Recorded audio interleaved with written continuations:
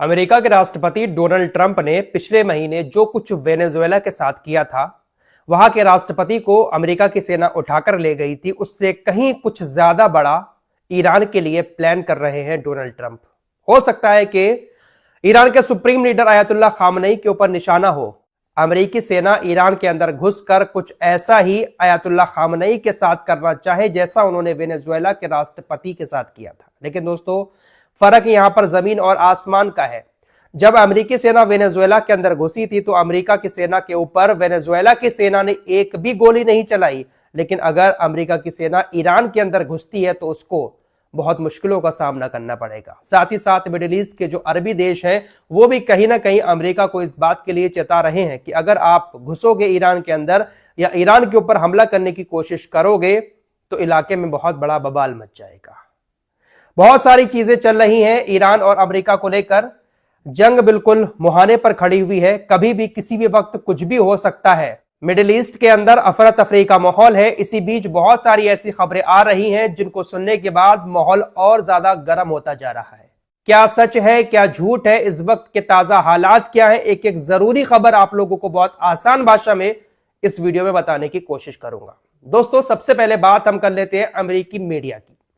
आप सभी लोग जानते हैं कि अमेरिकी मीडिया और इजरायली मीडिया दुनिया भर के अंदर किस तरह का प्रोपेगेंडा फैलाते हैं। बहुत सारी ऐसी खबरें होती हैं जिसका दूर दूर तक सच्चाई से कोई ताल्लुक नहीं होता है, लेकिन अमेरिका की मीडिया की तरफ से जब उस खबर को चला दिया जाता है तो दुनिया भर की मीडिया उनकी उस रिपोर्ट को फॉलो करते हुए वही खबर चलाना शुरू कर देती है। सबसे पहले आपको खबर बता रहे हैं कि अमेरिकी मीडिया की तरफ से यह रिपोर्ट दी गई है कि अमेरिका के सीनियर सैन्य अधिकारियों ने तमाम अरबी देश जो ईरान के आसपास है उन सभी को इन्फॉर्म किया है कि एक हफ्ते के अंदर अंदर ईरान के ऊपर अमेरिका का हमला हो सकता है।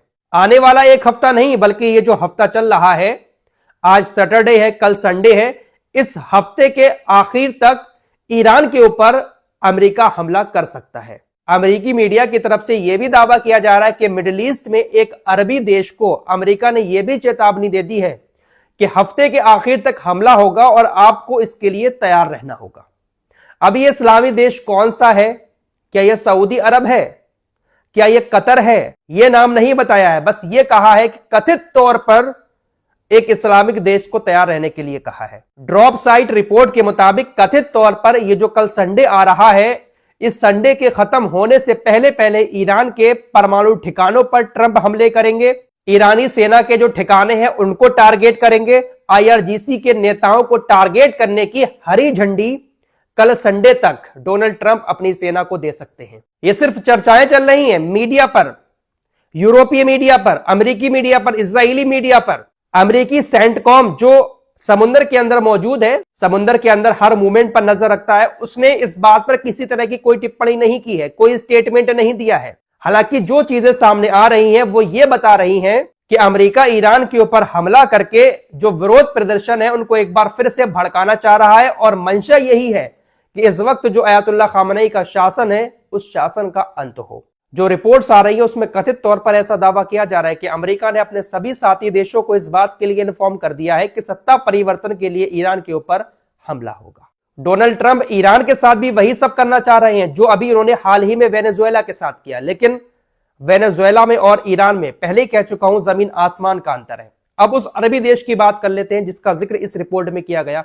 एक और मीडिया हाउस है एक्सियोस, काफी पॉपुलर, काफी चर्चित मीडिया हाउस है। उसने अपनी रिपोर्ट में इस बात का दावा किया है कि सऊदी अरब के रक्षा मंत्री ने अमेरिकी अधिकारियों को इस बात की चेतावनी दी है कि अगर ट्रंप ईरान पर हमला नहीं करते हैं तो ईरान और भी मजबूत होकर उभरेगा। एक्सियोस ने आज 31 जनवरी 2026 को यह रिपोर्ट प्रकाशित की है। हालांकि इस दावे पर अभी तक ईरान की तरफ से भी कुछ नहीं कहा गया है और ना ही सऊदी अरब की तरफ से कुछ कहा गया है। बस ये खबरें चल रही हैं कि एक बंद कमरे में मीटिंग हुई जिसमें सऊदी अरब के रक्षा मंत्री खालिद बिन सलमान ने इस तरह की बात कही है। जहां एक तरफ अजरबैजान, यूएई और सऊदी अरब की तरफ से खुलकर यह बयान दिए जा रहे हैं कि अगर अमेरिका हमारे एयर स्पेस का इस्तेमाल करके ईरान के ऊपर हमला करना चाहता है तो हम ऐसा बिल्कुल नहीं करने देंगे। हम अपने एयर स्पेस का इस्तेमाल अमेरिका को नहीं करने देंगे। एक तरफ ऐसी बातें खुलकर कही जा रही हैं सऊदी अरब की तरफ से, दूसरी तरफ ये जो वेस्टर्न मीडिया है वो ये दावा कर रहा है कि रक्षा मंत्री कह रहे हैं कि हमला करो ईरान के ऊपर, अगर अमेरिका हमला नहीं करेगा तो ईरान और ताकतवर होकर उभरेगा। दोस्तों, कुल मिलाकर बात यह है कि अमेरिका को बस दुनिया का बॉस बनना है, चाहे फिर वो कैसे भी बने, आपस में लड़ाकर बने या किसी के ऊपर हमला करके बने। अब मिडिल ईस्ट में अमेरिका का क्या लेना देना है? ईरान से हजारों किलोमीटर दूर बैठा हुआ है अमेरिका, लेकिन इसके बावजूद भी मिडिल ईस्ट में ईरान के ऊपर हमला करने के लिए उतावला हो रहा है। लेकिन डर यह भी है कि अगर हम हमला करते हैं तो ईरान खामोश बैठेगा नहीं। इस बात का डर इजराइल को भी है। इजरायली अधिकारियों का ऐसा मानना है कि अगर कुछ सीमित हमले अमेरिका की तरफ से ईरान के ऊपर किए गए तो इससे ईरानी शासन का अंत नहीं होगा। ईरानी शासन को खत्म करने के लिए बहुत बड़े पैमाने पर हमले करने की जरूरत है, लेकिन अमेरिका इतने हमले मिडिल ईस्ट के अंदर ईरान के ऊपर नहीं कर पाएगा, क्योंकि कई सारे अरबी देश इलाके में शांति कायम करने की भी कोशिश कर रहे हैं।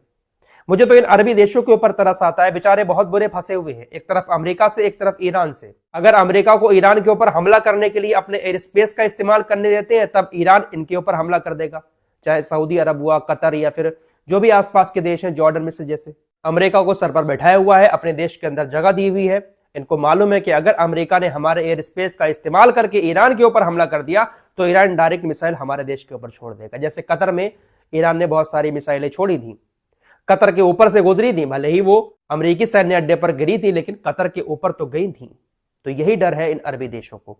ईरानी संसद के अध्यक्ष ने कहा कि ट्रंप युद्ध शुरू तो कर सकते हैं, लेकिन उसको खत्म करने पर उनका कंट्रोल नहीं होगा। युद्ध शुरू करने के बाद खत्म कैसे किया जाएगा, ये कंट्रोल फिर डोनाल्ड ट्रंप के हाथ में नहीं होगा। खतरनाक धमकियां पलटकर ईरान की तरफ से भी दी जा रही है। फिलहाल कुछ सैटेलाइट तस्वीरें मिडिल ईस्ट की सामने आई हैं, जहां पर अमेरिका के air defence system middle east में तैनात है। उन तमाम जगहों की लोकेशन की तस्वीरें चीन के सैटेलाइट ने क्लिक की और उसको पब्लिश कर दिया। अब इससे ईरान को मुफ्त में डेटा मिल रहा है। ईरान को इस बात की जानकारी मिल रही है कि कहां कहां पर अमेरिका के एयर डिफेंस सिस्टम रखे हुए हैं। तो चाइना भी कहीं ना कहीं इस तरह से ईरान की मदद कर रहा है। फिलहाल सौबात की एक बात यह है कि अमेरिका इजराइल की नजर सीधे सीधे आयतुल्लाह खामनेई को उखाड़ फेंकने पर लगी हुई है और प्लान बड़े से बड़ा तैयार किया जा रहा है अंदर अंदर। और जितना अब तक आप लोगों ने डोनाल्ड ट्रंप को जाना है, वो अपनी नाक के लिए कुछ भी कर सकते हैं। डोनाल्ड ट्रंप अगर हमले की धमकी दे रहे हैं तो भले ही छोटा सा हमला हो, लेकिन हमला होगा जरूर। फिलहाल तनाव चरम पर है। हमारी नजर लगातार अपडेट्स पर बनी हुई है।